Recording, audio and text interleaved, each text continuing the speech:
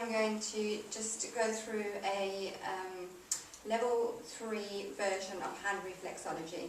So I'm going to explain to you what hand reflexology is and going to actually show you some of the movements that we use, the massage movements that you can use on your hands that will help alleviate some common issues that we all deal with from day to day, such as back complaints, headaches and stress.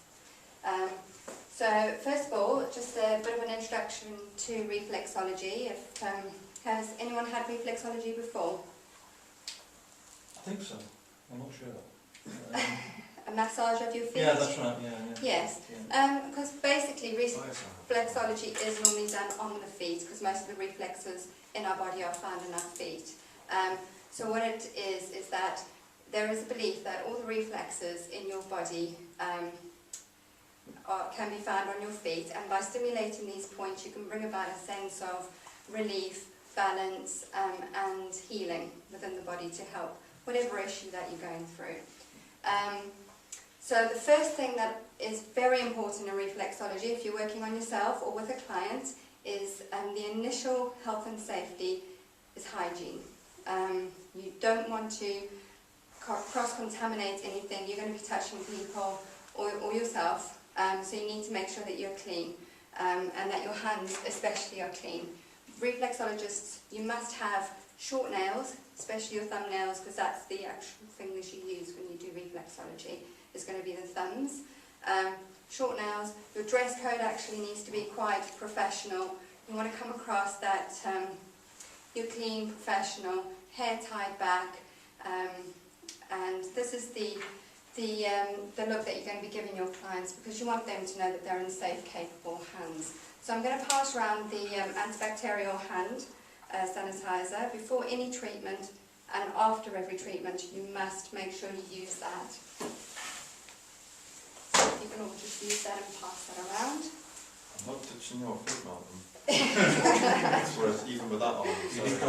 That's it. Marigolds. Right, the other things that are really useful when you're doing a session, again, either on yourself or with a client, is baby wipes, in case you do encounter feet that you don't really want to touch, or for some reason they haven't been able to wash or clean their feet before they actually come to you. Although we're doing hands today, that just incorporates what you do if you actually work on anyone's feet. And tissues, because sometimes when you stimulate the reflexes on the feet can get quite sweaty. It's just a natural body reflex function that happens, so you'll need those. I'm going to give you guys some handouts, and in the handouts I'm just going to, there's a couple of pages there. Thank you.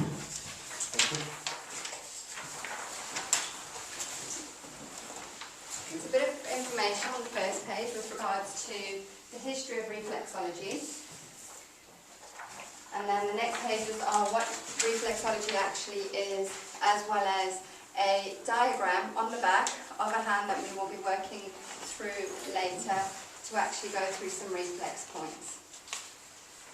So a bit of background about reflexology.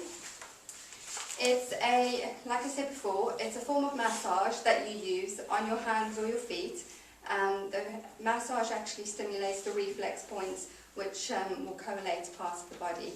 Reflexology is found to be dated to about 4000 BC, which is where it's been found actually in hieroglyphics in Egypt. The Egyptians used it as a natural form of healing within themselves. Then in the 1930s it was actually brought to the Western world by a doctor called Dr. Riley. He then engineered it for more modern day techniques that we've put into practice and are using today. So that's just a little bit of a background. There's obviously a whole lot more to it, but I don't want to bore you too much with all the academic side of it. So what did I say? Reflexology.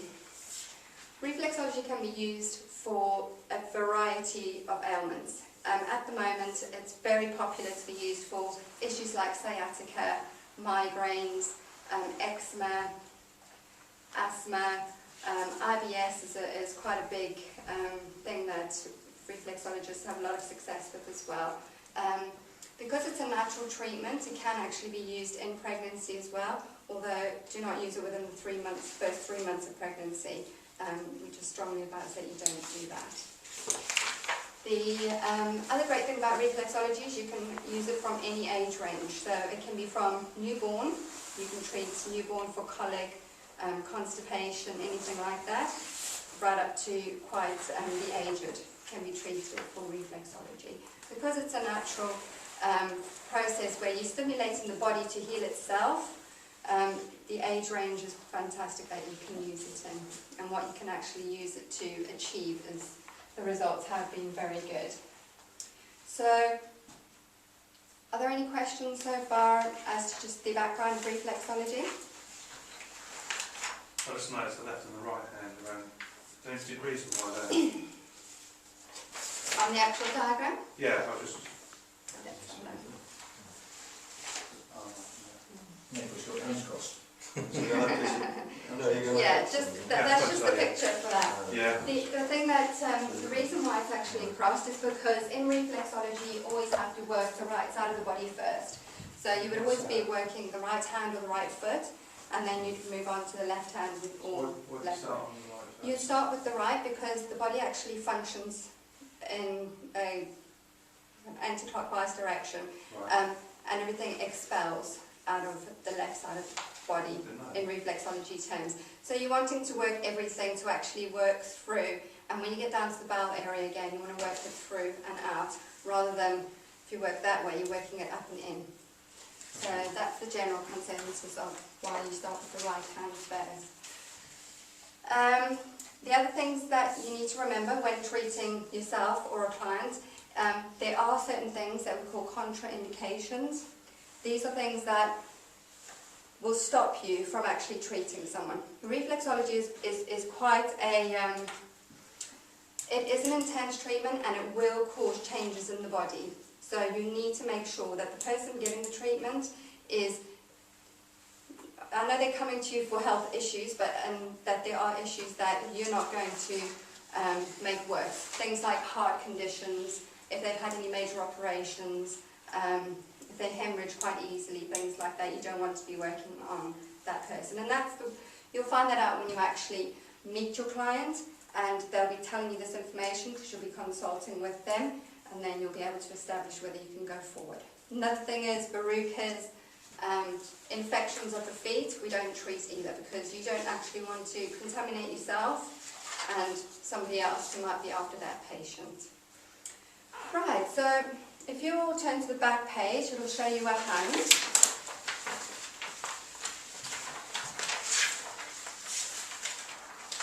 So like I said today, we're going to do 3 conditions. We're going to work on the spine, the head and shoulder area.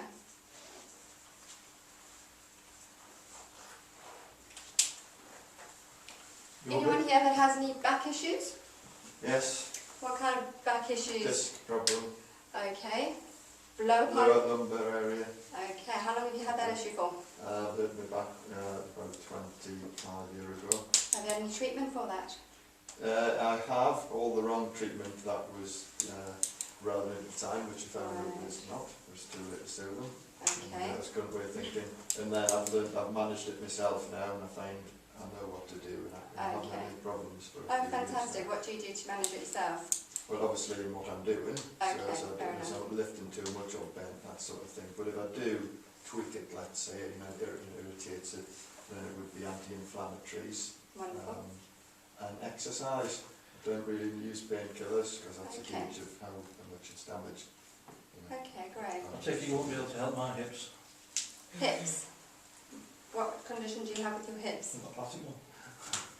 No, I probably wouldn't be able to help your actual hip, but any pain associated with that can definitely still be helped through reflexology. Yeah. Because things like scar tissue and that will accumulate and cause pain and inflammatory if you're still having issues. No. No, you don't have any issues. Yeah, I have lower back and neck and shoulder being pretty tall and sitting down driving all day long, so I actually go to a chiropractor Okay. who sorts all that out. And they are I've never been to they a are reflexology, but fantastic. chiropractors tend to get to the problem Yes. pretty quickly as well. So I've been about 2 or 3 years been doing that. So. They are pretty common ailments. I think most of the clients that I actually see have back or sciatic problems, hip problems, and again a lot of shoulder tension, because a lot of our stress that we carry these days, we're all really stressed, we're carried in our shoulders, and it then impacts on your neck.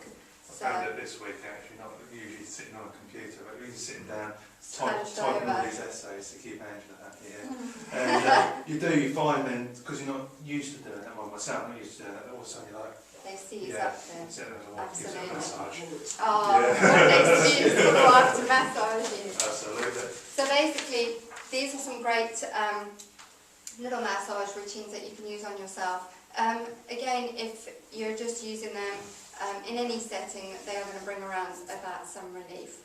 So if I quickly show you, and then we can go through this together on how we're actually going to massage our own hands today.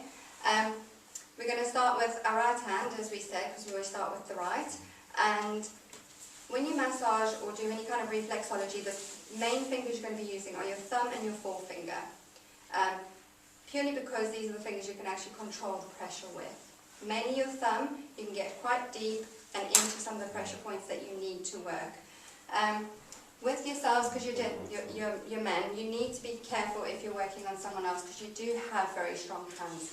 And people who are suffering with any kind of conditions can find the area that they're dealing with and suffering with quite sensitive and painful to actually be worked on. So don't, put on too much pressure. So normally you just hug the thumb like that, goes in that kind of way, and that's how you work. There you go. How do you do that?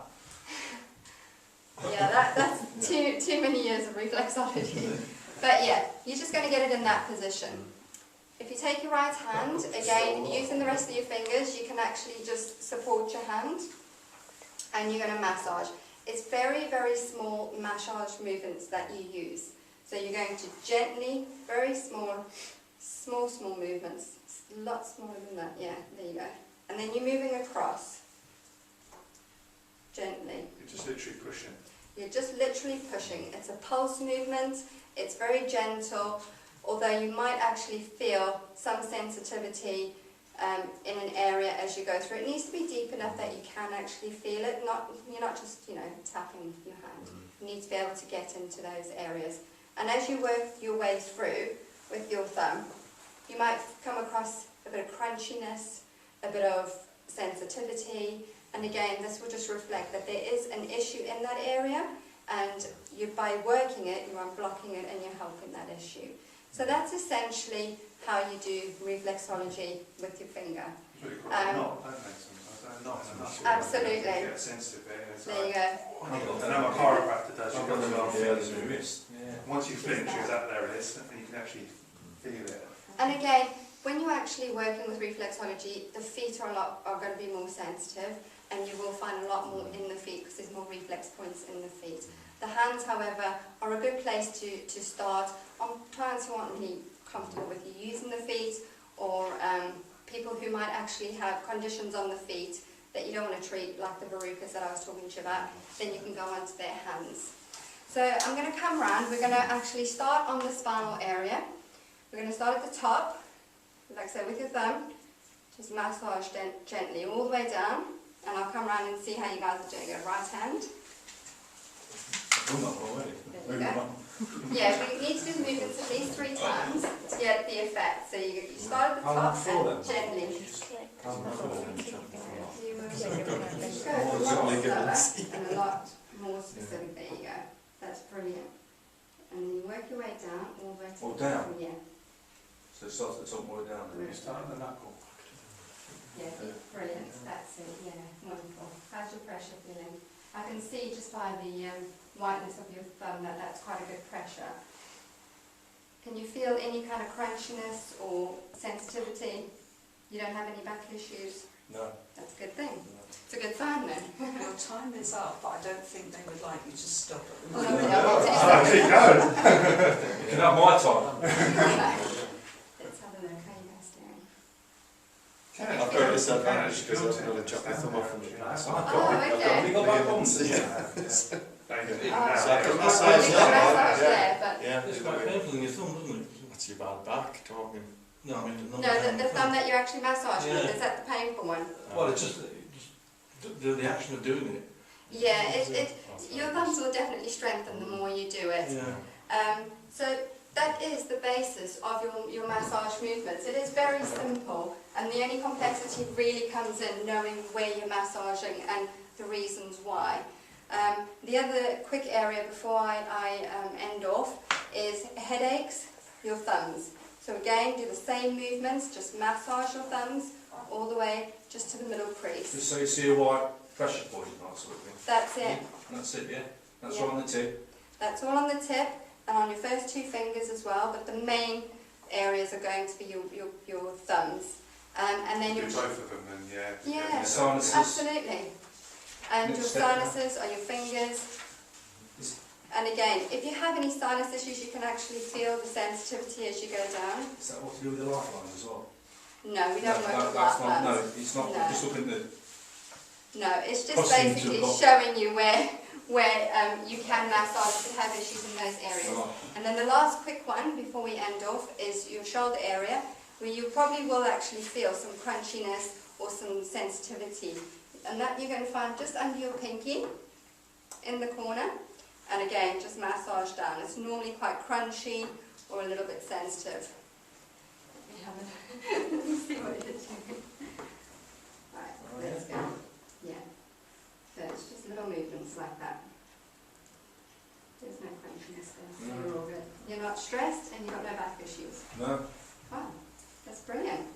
No. Well, good. Okay, but again, it just shows that that part of your body is in balance. So if that's not, a part that you have issues with, then that's a good thing. Alright, sorry about the time. Any quick questions? Ronnie, have you got the same one for your feet? Have you got another? I haven't got a foot one, however, I do highly recommend if you'd like to have any further reading. You've got the techniques how to do your feet.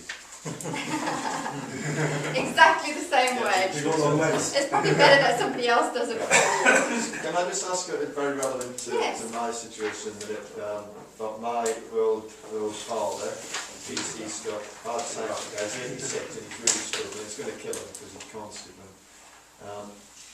So he has this trapped nerve, he's got constant pain, and he takes painkillers. If he had some reflexology on his feet, could that help to release this trapped nerve? Yes, definitely. Been to an osteopath, but it's too vigorous for him, he can't really get there. Yeah. It's too much for him. At the moment I'm doing case studies on every single issue because I specialise in maternity but as well as back issues, and I've kept case studies of all the sciatica issues that I've had through, and after the first 2 treatments they've had an immense improvement. So definitely you treat in the northeast? not that far up, I'm afraid. However, No, really, do look into it, and there's a lot of information online, a lot of research that you can do, a lot of information that will actually guide you, and most reflexologists are really good. We have a girl that works who's actually qualified to do it. Your wife? Amanda. Alright, Amanda. There you go. Brilliant, seriously. Even after the first, I'd say, 1 or 2 sessions, you should feel a vast improvement. Yeah. Is there a frequency how often you should do it? When we actually do training, we do say once a week for every 4 weeks. I, however, believe personally that everybody's different. A lot of my clients respond after 1 session, some of them only after 2 or 3, and I normally say, you gauge how you feel the next day, because you will literally feel a difference 1 day later. And a lot of them go, wow, that is such an improvement, I want to come back and maintain that, and that's a good thing. And then most clients then go to about 6 weekly intervals, and it will eradicate the problem.